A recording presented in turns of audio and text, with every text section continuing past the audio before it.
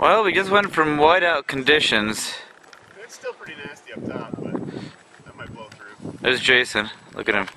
He's ready to go. He's a champion. Here's my roommate, everybody. That's where we're going. I'd like to make a note of all the pussies taking the snowcat to the top of the Palmer Glacier. Yeah, what's up with the pussies on the snowcat? I see 1, 2, 3, 4 snowcats, 5 snowcats. Big babies.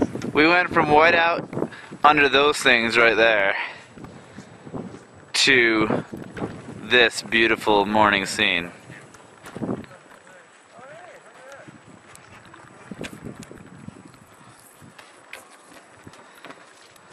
I don't know how that happened, but pretty exciting.